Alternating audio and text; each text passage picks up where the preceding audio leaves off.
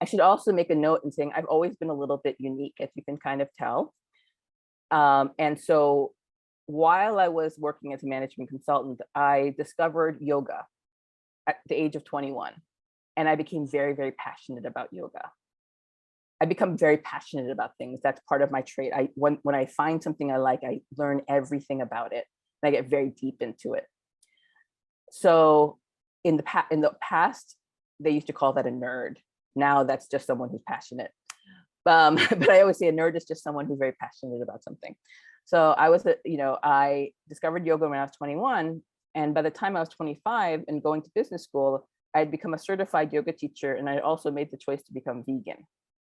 So you can imagine, here's this 25-year-old woman with a funny name who was a management consultant, but currently an MBA student who was a vegan yoga teacher.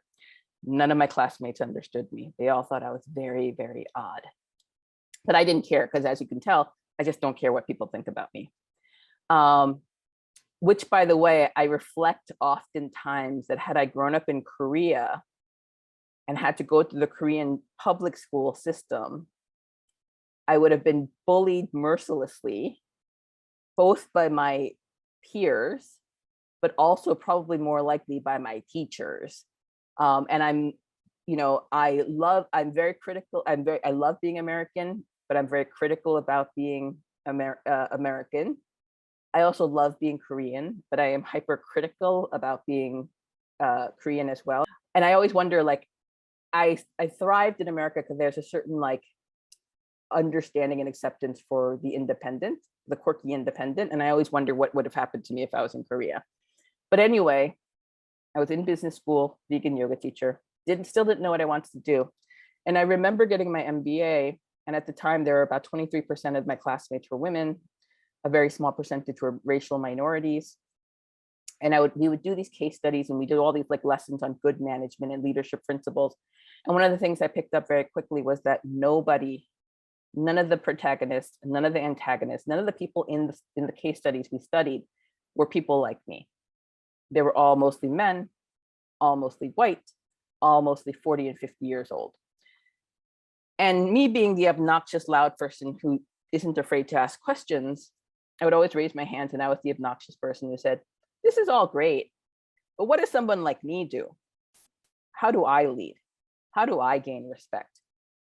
And my professors were, at that time, it was about 2000, 2001, were very confused by my question.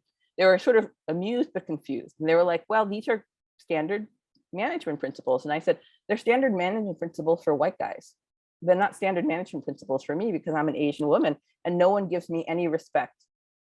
And I have to engage in a very different way to gain respect versus being treated like a secretary. Because I had worked for 4 years as a management consulting, and my primary area of focus was manufacturing and warehouse. So I spent 4 years in a hard hat with steel-toed boots. I literally had my steel-toed boots from 20 some odd years ago because I was so proud that I basically wore steel-toed boots all the time in the warehouses that I worked in. And so I knew how hard it was for me to get respect from these really male-dominated cultures, and it was a very intricate, unique navigation. And none of my professors, when I asked them these questions, could answer them for me. So I started doing my own research, going, well, if they're not going to answer the question for me, I guess I have to answer it for myself. And while I was doing the work, I realized that no one has asked these questions very often. Anything I could find about diversity in the workplace at that time, around 2000, was essentially talking about affirmative action. Just having the right number of people in your company to reflect the diversity, but none of the research I could find was really fundamentally asking the question, what is someone who's very different from the traditional types of power? None of it. What do they do? I could find nothing to answer that question. So I decided that after taking out about $50,000 in student loans to get my MBA, that I was going to make the oh so wise decision to go work for a nonprofit called Catalyst, which focuses on research on women in business. I went to one of my professors, a finance professor. I was very close with them. They were kind of a mentor to me. They helped me just navigate and would entertain me by having these bizarre, crazy, different conversations. I went to my professor and I told him, I'm going to go and work for a nonprofit called Catalyst. And I remember exactly what he said. And I'm going to swear here because this is his language. He's like, you can speak. He goes, you have the amazing, rare ability to do complicated math and also speak to human beings. Do you know how rare that combination is? He looked at me and said, you could make so much money working as an investment banker. And he said, you could be an MD and a managing MD within 10 years, because I know it. He's like, you could be a multimillionaire by the time you're 35 or 40. And he goes, and you're going to go work at a nonprofit and be poor and not be able to pay off your student loan debt. And I said, I guess I'm an idiot and I'm going to be poor and be paying off my student loan debt for the rest of my life because this is what I want to do. And he's like, he gave me this sad look like I was a fool. And maybe I was optimistically foolish. And then I told my parents what I was going to do. And my dad looks at me, he goes, Mo? What? And then my dad says to me, so let me get this straight. You're going to go and sit in a nonprofit and study about women in business. And I go, yeah. And I reminded him, so when I was growing up, my parents' life was so hard as immigrants. My father had a degree in economics from where did he have his degree in economics? He had it from one of the skies. I always forget which one he got it from. And my mother had a degree in accounting from Iowa. So my parents were very well educated. But then when they came to America, super duper hard. Life was very hard. They ran shoe stores, they ran a bodega. And my parents wanted nothing more than an easier life for us. And growing up, I would oftentimes ask my father, why did you come to America? We were doing pretty well in Korea in 1978. Granted, Korea was a very poor country at that time and military dictatorship, which you all know. And my father said, and this is probably not the reason why they really came to America, but this is what he always told us daughters. He goes, I was the father of three girls that I knew who would be pretty smart. And I knew that they wouldn't have any career opportunities in Korea. And I didn't like that idea. And so I came to America for you to all have opportunities. And so then I graduated from business school and then decided to work at a nonprofit. And I was just like, I saw him going, I sacrificed so much so you can go work for a nonprofit. What is wrong with you? But they let me do it because they know that they didn't fight me because they knew that they couldn't. And they never really understood what I did for a living. And very much, I think I was part intelligent for making this choice to do something that no one understood what it was, and it wasn't a field, and there were no real jobs other than in nonprofits. And 22 years later, it's one of the hottest topics in business, and there's a shortage of talent, and I have gained from that shortage of talent because I'm one of the few people with deep multi-decade experience. I think I'm smart in a way, but I think I'm just really lucky as well, that I happen to make a choice that as each year passed, it became clearer and clearer that this was the most important thing that businesses would have to solve for. And in particularly in the last 5 to 10 years, my career has really accelerated. So prior to joining Uber 4 years ago, I spent 5 years at Marsh & McLennan Companies as their first chief diversity officer. And so I've had a very, very fortunate career. And I want to go back to my finance professor and going, you don't have to worry. I'm really rich right now too.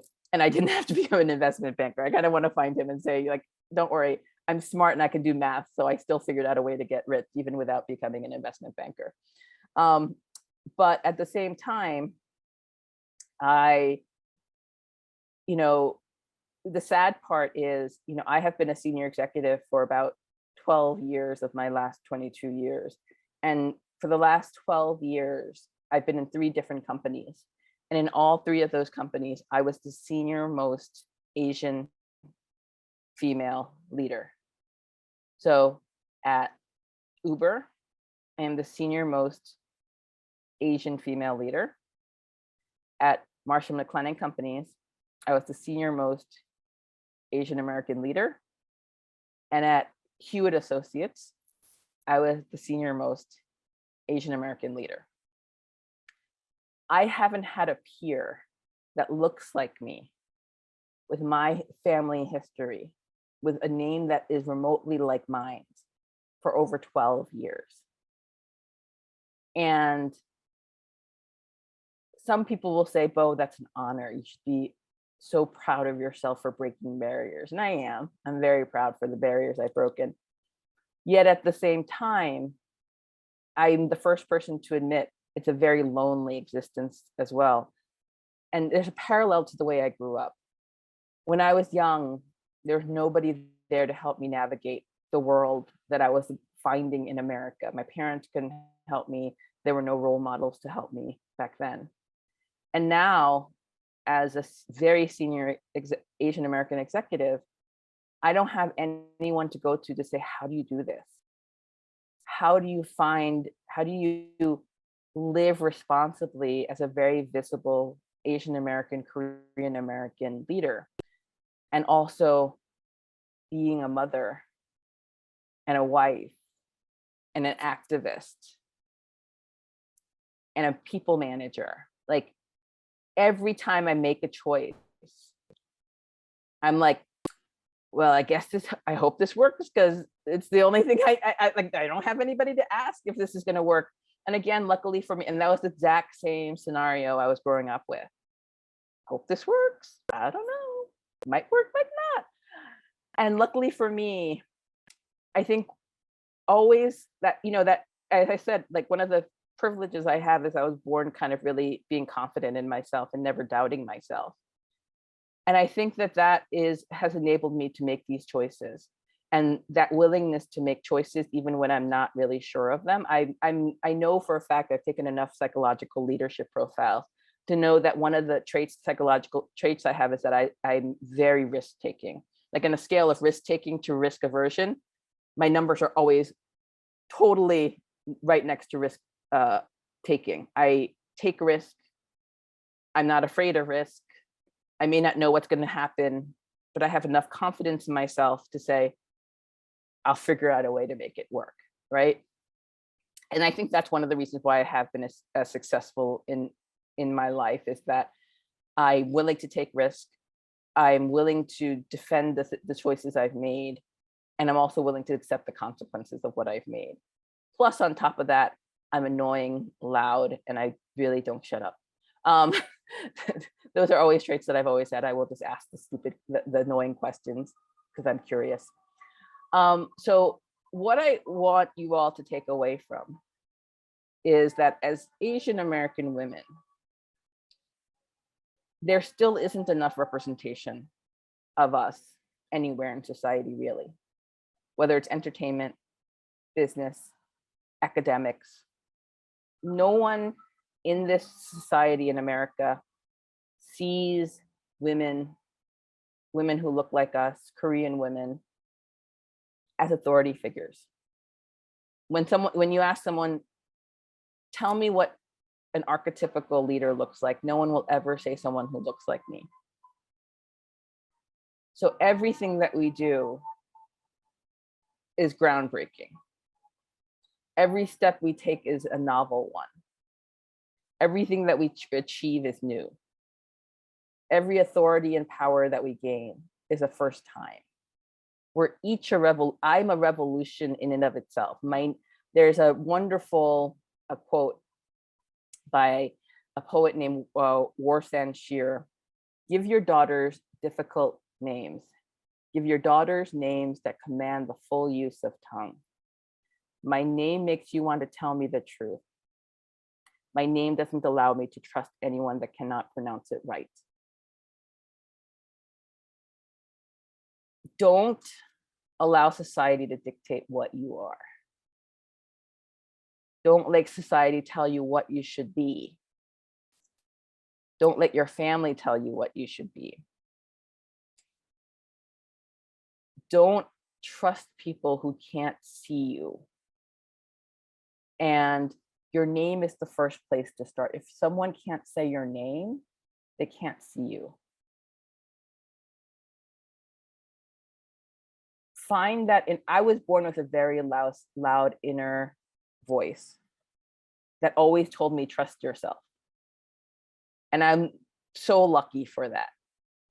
Some of you have much quieter inner voices. And when you grow up in Korea as a woman, even if you were born with a loud inner voice that told you you're pretty okay, Korean society is designed to tell girls that they're actually not. Korean society is designed to tell every girl, make every girl feel like she's not pretty enough, not skinny enough, not delicate enough, not dutiful enough, that we are never enough. So even if you were born with that really loud voice, it's very possible that that loud voice has been quieted down. And so what I want you to all do, and what you have to do, in fact, for your survival, not just your physical survival, but your mental, emotional, psychological survival in this country, is to find that voice, however small it might be, and to feed her relentlessly. And by feed her, I mean actually eat too, like gain weight, like it really helps. Like don't believe you have to be small to be like perfect. Take up space, but find her, feed her, make her as loud as you can possibly make her, and then follow her when she tells you what to do. Because that is the only way that I have landed here. I didn't grow up thinking that I would be anything. I thought I'd be like a middle manager somewhere, you know, or like an academic somewhere, like hiding away in a small college in like Vermont. I never thought of myself as this person who would become a leader. But I realized that because I listened to myself and I believed in myself, and I didn't allow anyone to make me feel small, that people saw that as authority and eventually gave me the authority to be a leader. So I hope you all find your little voices and feed her lots of really yummy croissants and sticky buns and duck and tteokbokki, and oh, I love tteokbokki so much. I really want some now. Feed her. Let her be loud. Thank you.